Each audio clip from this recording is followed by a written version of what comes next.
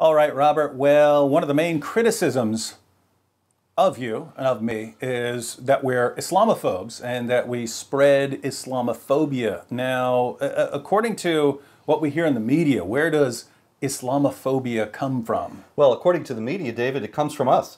It comes from a small cabal of very well-heeled, wealthy, highly financed individuals who, for some unknown reason, have decided to spend their life smearing Muslims and defaming Islam, and to create a hysteria about Islam that is wholly unjustified by the facts. And these people, you and me and Pamela Geller and David Horowitz and Frank Gaffney and a few others, we've been so successful that there are now very widespread negative opinions of Islam among Americans who would otherwise have no idea, if it were not for us, that there was any problem with Islam whatsoever. And this has to be where charges of racism come in, right? Because yes, if our criticisms, if what we say has really nothing to do with Islam, then our agenda must come from somewhere else. And yes, so it must be something like racism, as if Islam is a race or something like that. But we must have some other agenda by which we're just randomly attacking Muslims. Yes. Everyone has agreed in the establishment media that any distaste for jihad terror or for the Sharia oppression of women or of non-Muslims or of any other group is wholly and solely based on racism. And they forget that Ibrahim Hooper of the Council on American Islamic Relations is a Nordic fellow from Wisconsin or Minnesota, and that there are Muslims of all races, and that jihadis have also been of all races. This is all thrown out the window, and the equation is oversimplified to have brown Muslims who are noble and good on the one side, and white, racist, redneck Islamophobes on the other side, who, for their own purposes of greed and avarice, have decided to demonize the noble brown people. So that's where Islamophobia comes from, according to the media. That's right. I cooked it up right here in this office. This is the nerve center. Now, an interesting question arises. If we look at the Muslim sources, we find that there's a different source, a different origin of Islamophobia, and that it didn't come from you or from me, it actually came from somewhere else. So we've got a bit of a mystery on our hands. Now let's look at, not according to us. That's right. Let's look at, according to Muslim sources, where Islam, this fear of Islam, this fear of things Islamic. That's what a phobia is, ladies and gentlemen. A fear. Why would anyone fear Islam? Well, tell us from the Quran. And keep in mind, a phobia is an irrational fear, right? It's not, here are my reasons that I'm scared. It's something just, I don't even have any reasons for that. I'm just terrified of this, right? Yes. Where does that sort of thing come from? Let's go to the Quran. Chapter 3 of the Quran, verse 151. Allah speaking here. This is Allah. Allah says, "We shall cast terror into the hearts of those who disbelieve." Terror. That's a Terror, fear, is it right? not? Now notice, it's not, people are going to sit around thinking about their reasons for being concerned about the spread of Islam, and they're going to conclude that Islam is dangerous. This is just a fear, a terror put right in their hearts by Allah himself. A strong, that makes them terrified of Islam. irrational, unreasoning, unfathomable terror. A fear beyond an ordinary fear, but terror we are talking about. And where does it come from again, David? Allah. From Allah. So Allah creates Islamophobia, and he's happy about it. We have to read the entire verse, because maybe there's something in the rest of the verse. Maybe we're taking it out of context. Yeah, let's go and read it. So, we shall cast terror into the hearts of those who disbelieve. So it's just people who don't believe. And why?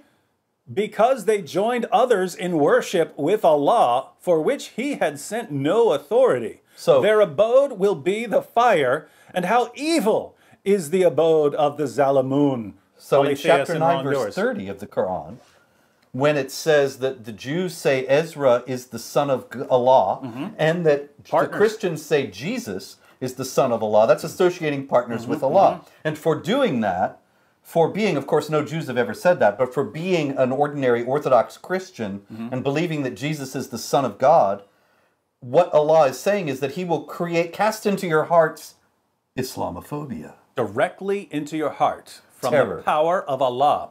Now, just so you don't think that Allah had the wrong approach here, Muhammad appealed to this as the source of his victory. So we read in Sahih al-Bukhari, number 2977, notice that this, Bukhari puts 2977, the introductory verse he gives is chapter 3, verse 151 of the Quran. We have it right here. We shall cast terror into the hearts of those who disbelieve. And here we have Muhammad say, I have been made victorious with terror cast into the hearts of the enemy. And the enemy here are people who do not believe, including Jews and Christians. Why do Jews and Christians fear Islam? Why are they worried about Islam? Why are they scared of the spread of Islam? Not because of Robert Spencer, not because of David Wood, because Allah put that fear directly into our hearts because we associated partners with Allah. So Muhammad is saying, I have been made victorious through Islamophobia. Isn't that extraordinary, given the fact that in the West, the charge of Islamophobia is used to intimidate people into thinking it's wrong to oppose jihad terror? That is actually a primary way in which Muhammad is emerging victorious. I have to say, if you were an atheist, if you're an atheist, you should read this and you read that something 14 centuries ago that's used as a weapon 14 centuries ago from Allah, filling people with fear, and this is how Muhammad is going to be made victorious, and that 14 centuries later is still helping Islam spread. If you're an atheist, you have to start wondering, maybe there are some spiritual forces at work here, because this is diabolic, it's genius, it's brilliant. Diabolically clever. Evil. And there's more. Really? There's Chapter more 8, about verse terror? 60. There is, David. Chapter 8, verse 60 of the same noble Quran. Against them make ready your strength to the utmost of your power, including steeds of war. Let's just pause there to note that those who say that jihad is primarily a spiritual struggle, you don't really need steeds of war to try to better yourself and to become a holier person closer to Allah. If your jihad is going to the gym, you don't need steeds of war. Unless your car broke down. Yeah. What do you need the steeds of war for? To strike terror into the hearts of the enemies of Allah and your enemies. Strike terror. So to create Islamophobes among the enemies of Allah and your enemies and others besides whom you may not know, but who Allah does know.